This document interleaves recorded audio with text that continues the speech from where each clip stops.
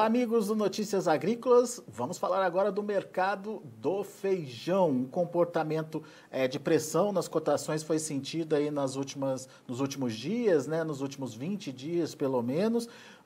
O feijão carioca está na casa aí dos R$230, R$240 nesse momento, mas a gente quer saber o que vem por aí, quais são as tendências e principalmente entender o motivo desse recuo de preços e, mais do que isso, o comportamento do consumidor. Quem traz mais detalhes para a gente? Marcelo Líderes, presidente do IBRAF. Seja bem-vindo. E o que aconteceu com o mercado, Marcelo? É sempre um prazer estar aqui conversando com você, Alexandre, e com os produtores. Veja só, nós temos aí um período agora já de cerca de 20 dias em que o mercado, né, na linguagem do mercado, o mercado travou. Então, o que aconteceu? Nós temos uma menor demanda por parte lá do consumidor nesse período de 20 dias. Consequentemente, todos ficam preocupados. Os produtores também, né, estão lá envolvidos em plantio agora, né, da nova safra e ainda comercializar o feijão. Então, começam a surgir boatos de que vem grande safra pela frente lá em São Paulo. E aí fica mais fácil, né? É um campo fértil para que o pessoal que trabalha com a especulação, né, comprando e vendendo, compra do produtor, depois vende para o empacotador. Foi um momento agora de pressionar, de usar o máximo possível tudo que eles tinham nas mãos para pressionar o mercado para baixo. Daí o resultado foi esse, né? Nós viemos lá de cotações de 270, 280 para cotações de 230, 240. Dependendo, né, se o feijão é um nota 9, 9,5, se é um 8, 8 até alguma coisa menor chegou a sair. Mas a gente vê que o momento aí para frente, o horizonte que a gente tem é um horizonte positivo. Bom, então vamos entender, Marcelo. Quando você fala de uma demanda menor, dá para identificar o motivo dessa demanda menor? Se é só aquela questão sazonal, né, de segunda quinzena de mês, ou se tem mais que isso para ser analisado? Enfim, qual que é a conclusão de vocês no IBRAF? Olha, a gente vai observando e tem coisas que precisam ser estudadas até, né, esse movimento do consumidor.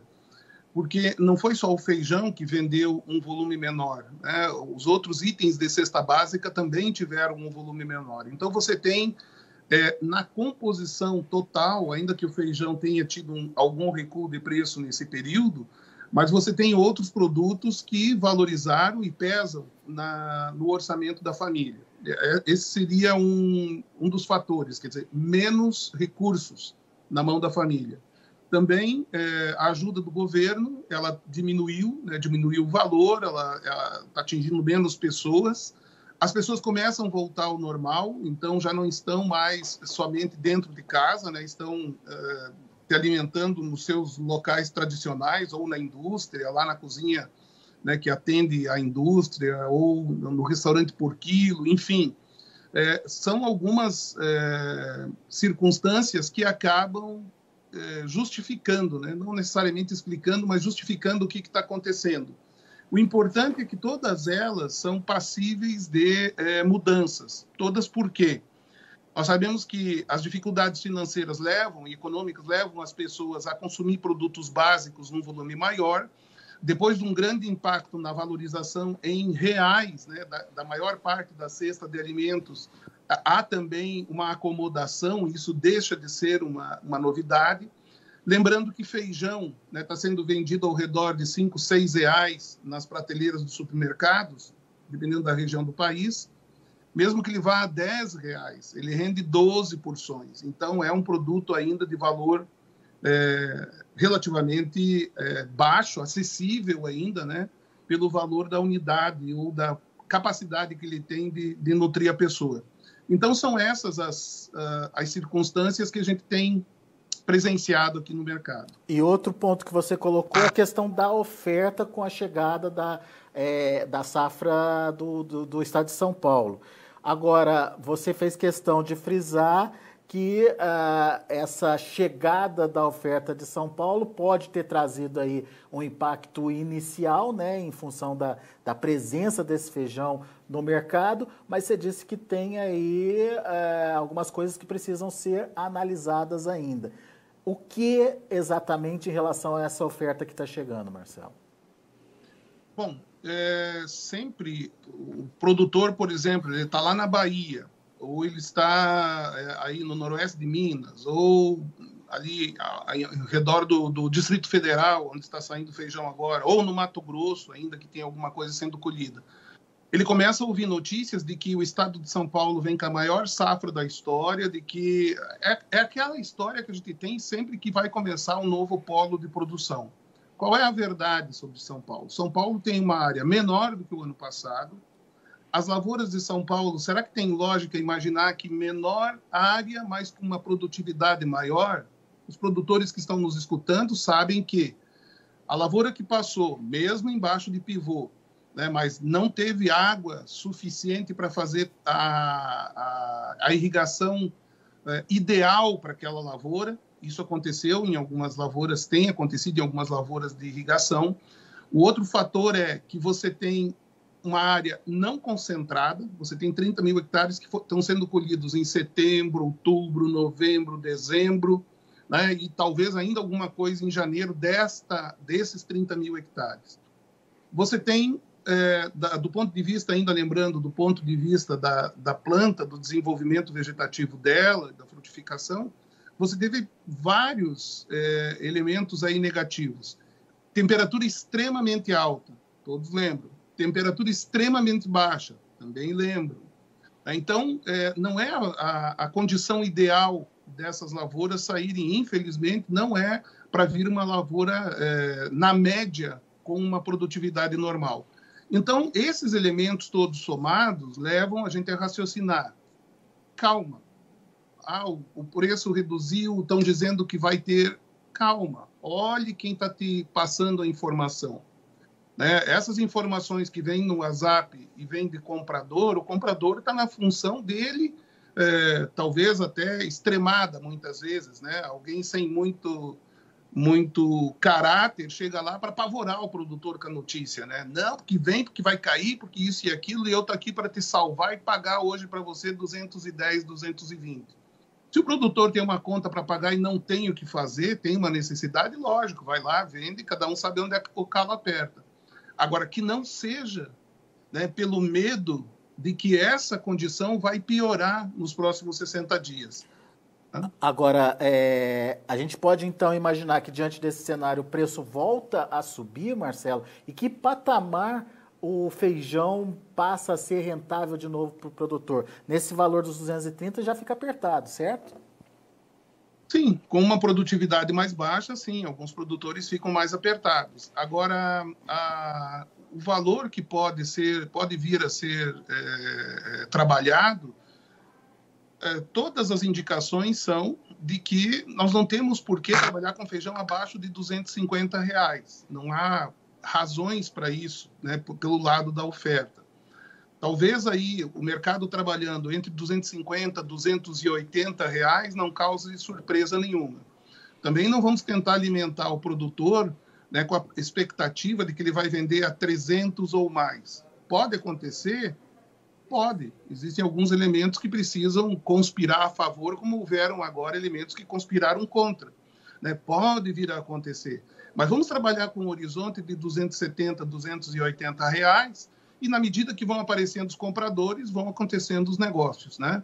Nós sempre lembramos que o mercado mudou muito e muito rápido, né? Nós tivemos mudanças tremendas. O feijão que não escurece deu um poder de gestão da sua produção e da sua safra e da comercialização que não existia antes. Todos ficam mais tranquilos, o produtor na hora de vender e até o empacotador na hora de comprar um pouco a mais e aguardar com a mercadoria em estoque. Isso foi uma bênção, né, que aconteceu, esse feijão carioca que não perde a cor. Agora, Marcelo, você sinalizou essa possibilidade de alta, portanto, e o produtor que está plantando agora, está preparando já a próxima safra.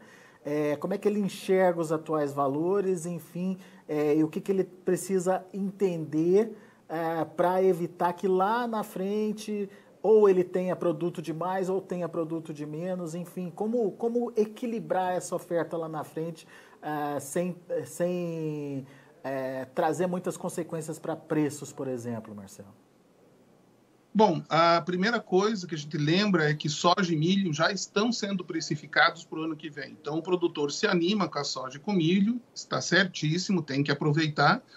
Mas ele tem que olhar para o feijão, lembrando que o feijão, o preço dele de hoje não é exatamente o preço de janeiro, fevereiro, né? Se estão plantando uma área menor, em janeiro, fevereiro, vai ocorrer a consequência e, claro, o reflexo de ter implantado uma área maior de soja e milho vai surgir lá na frente nos preços do feijão.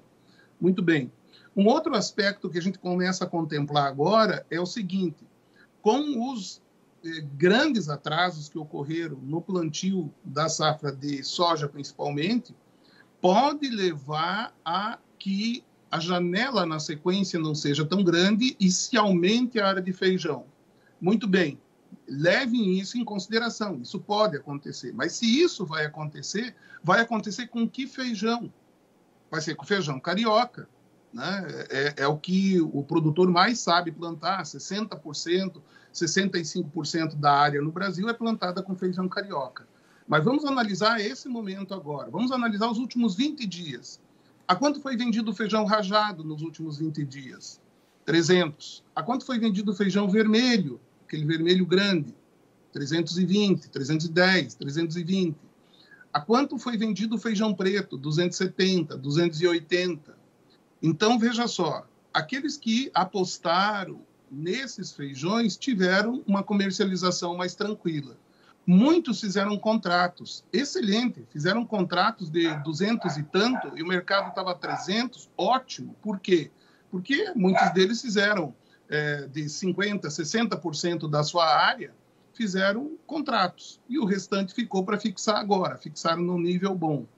Então, o que aponta isso para o futuro? Aponta que quem diversificar pode ter um melhor preço médio no final. Existem contratos já, né? Os produtores que precisarem desses contatos podem entrar em contato aqui com o IBRAF.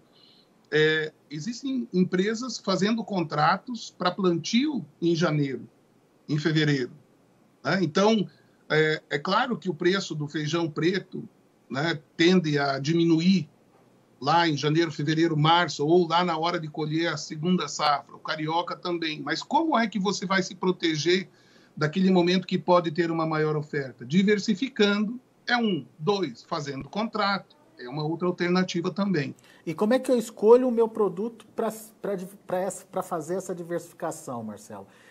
A possibilidade de exportar é um fator que ajuda aí na definição? Tem que ajudar. Porque, veja só, se a gente gerar excedentes de feijão carioca, nós não temos aí a perspectiva, já faz anos, tá, de que o governo compre para fazer estoque estratégico, né? Isso não está no horizonte. Então, excedente de feijão carioca vai significar impacto no preço na mesma hora, né? Tem excedente, o preço vai cair bem. Agora, já o feijão rajado, o preto, o vermelho, o calpi, mungo, azuki, são feijões que têm mercado internacional. Com o dólar a 5, é ótimo momento para se plantar um feijão que tenha as duas alternativas. Tirando o azuki e o mungo, os outros todos que eu citei têm um mercado interno e um mercado externo. O azuki e o mungo só têm um mercado externo. Ainda assim, têm sido ótimas alternativas.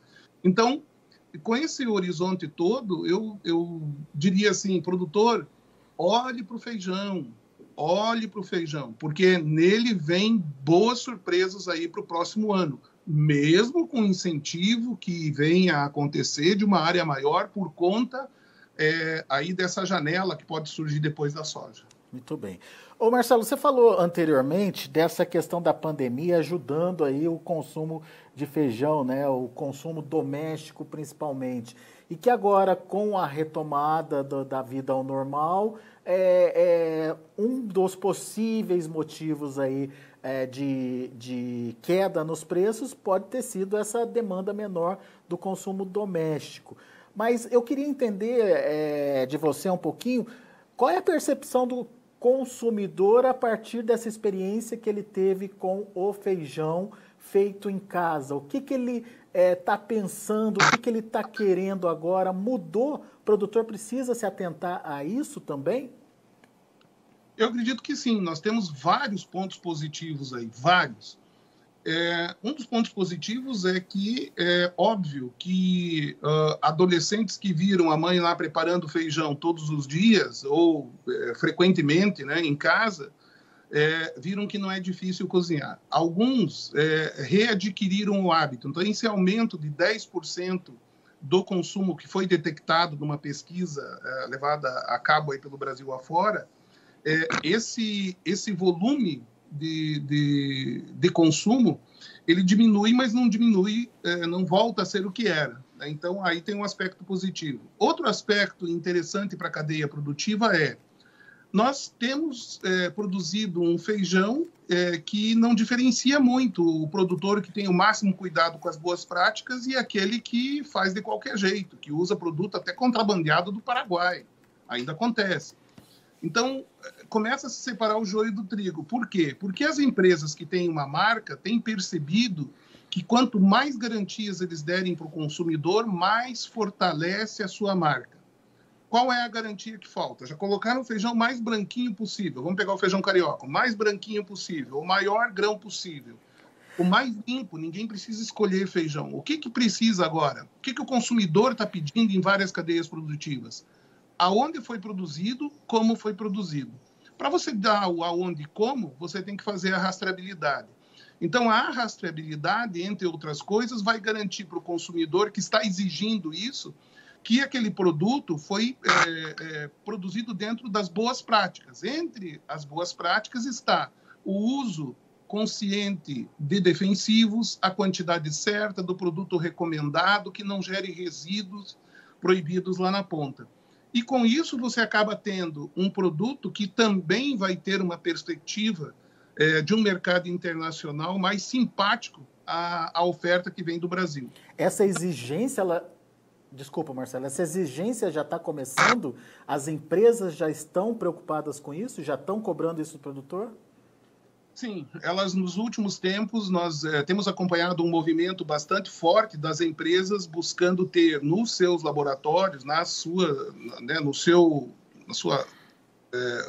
onde eles recebem ali as amostras e tudo mais, de ir se equipando, né? E está vindo cada vez mais, está tendo cada vez mais possibilidades da empresa fazer ali a análise daquele feijão que ela vai comprar e decidir se ela compra o feijão A ou o feijão B. Por quê? Porque ela tem como hoje avaliar ali no laboratório dela. Claro que muitas empresas mandam isso para laboratórios que levam, às vezes, até 10 dias para fazer os laudos, né? E muitas têm feito isso. E agora, com a possibilidade de fazer lá na empresa ou até de fazer no campo, cada vez mais o produtor que tem um produto, que ele tem um caderno de campo, que ele tem ali como mostrar o que é que ele aplicou e depois a análise mostra que realmente ele produziu dentro daquele padrão, com aqueles produtos que ele apontou ali, vai começar a criar um diferencial no mercado. O mesmo diferencial que a empresa está buscando lá na sua marca, o produtor também vai começar a buscar, né? Na hora que você tem muito feijão carioca, qual é o primeiro feijão carioca que vai vender? Qual é o feijão que vai vender? Né? É aquele que tem como comprovar o que foi utilizado. Então, é a rastreabilidade de outras cadeias produtivas, das hortícolas, das frutas, né? Chegando agora também no feijão. E não vai ser um bicho de 7 cabeças para que isso aconteça. Pois é, mas eu fico pensando que isso é uma tendência natural para as grandes empresas, para as empresas que têm como colocar um laboratório dentro da própria unidade, enfim. E para os pequenos e médios empacotadores, Marcelo, como é que essa história vai acontecer? Olha, as cooperativas, elas vêm se interessando novamente pela cultura do feijão. A gente vê isso no Paraná. várias cooperativas aqui ou estão com novas unidades de processamento de feijão ou estão já com projetos para serem implementados nos próximos meses. Então, essas cooperativas vão receber dos produtores menores, onde elas já fornecem os produtos, elas sabem quais são os produtos que estão sendo utilizados pelo produtor, elas conseguem ter a sua assistência técnica, né? A assistência técnica do pequeno produtor, ela vem, no Paraná, vem das cooperativas, né? 90 e tantos % vem das cooperativas. Então, essas cooperativas têm como dizer como está aquele produto e pode vender uma carreta para um empacotador que compra uma carreta por mês, dando as garantias. Então, ele não precisa se preocupar de que ele tem que ter esse laboratório ou nós vamos ter aí uma concentração que vai ser danosa para o mercado. Não vai, né? O que vai acontecer é um ajuste, e isso vem ocorrendo. Então, os produtores têm que levar em consideração que cumprir as regras. Tá? A maioria faz isso. Né? A exceção que existe hoje, ela vai ter que ser destacada. Essa exceção vai ter lotes condenados, vai ter lotes sendo jogados em aterro sanitário. Por quê? Porque ele não vai atender aquela necessidade, não é uma exigência do nada, é uma necessidade de atender o consumidor que quer saber de onde veio e o que foi usado. Né? Então, eu estou entendendo que isso é mais um alerta para o produtor também, para entender que boas práticas são essas, para evitar, evitar aquela questão de deixar resíduo no produto, para aplicar o produto certo, na hora certa, enfim, alguns cuidados no manejo para que esse resultado não tenha uma consequência lá na frente. Por enquanto é uma tendência, mas vai virar rotina, pelo que eu estou entendendo, Marcelo? Vai, e muito rápido. Já para essa safra, a gente vai perceber isso. Né? Entidades como a CNA. A CNA tem uma plataforma que está colocando à disposição do mercado. Né? Então, as empresas não vão precisar criar plataformas para fazer isso. Eles vão utilizar plataformas que existem da CNA, por exemplo, entre outras. Né? Você tem o produtor com acesso a essa plataforma. Então, o como fazer já existe. As peças do quebra-cabeça estão na mesa e estão sendo encaixadas agora. Por outro lado, as empresas de defensivos, as principais, têm muito interesse, inclusive como parte do seu marketing, né, de suprir o produtor daquilo que ele precisa para ele fazer ter um produto rastreado. Né? Então, isso vai fazer muita diferença nos próximos anos. Mas isso é preciosismo das pessoas, isso aí é só para encarecer o produto. Não importa muito como você encara isso. Você, como consumidor, também tem o interesse de consumir produtos que você sabe de onde veio. Quando você vê lá que tomate ou pimentão, né, tinham problemas no passado, quando você vê cadeias produtivas como do azeite de oliva, né, que importavam e era aquela confusão toda, agora recentemente, acertaram a questão do azeite de oliva, melhorou enormemente. Mas o amendoim tinha problema de aflatoxina, como é que iam resolver? O amendoim resolveu o problema da aflatoxina e hoje está tomando conta do mercado lá fora. Olha o que acontece com os produtores de amendoim no interior do estado de São Paulo. Então, essas iniciativas, elas prejudicam o mau profissional, o mau produtor. E beneficiam os bons produtores que já estão fazendo certo, a maioria está fazendo certo. Só vai chancelar aquilo que eles já estão fazendo. É um esforço que hoje não está aparecendo. Né? Vai aparecer o produtor fulano de tal que produziu 50 sacos no interior do Paraná, cumpriu as regras. Ele hoje está cumprindo e ninguém sabe. O que a gente vai fazer é que o consumidor lá em São Paulo saiba que foi cumprido. Muito bem.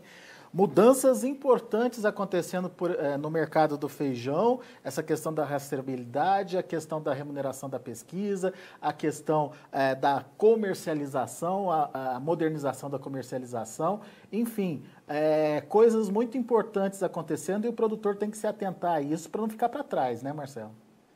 Sim, e nós sabemos que é possível, isso é evolução, é assim mesmo.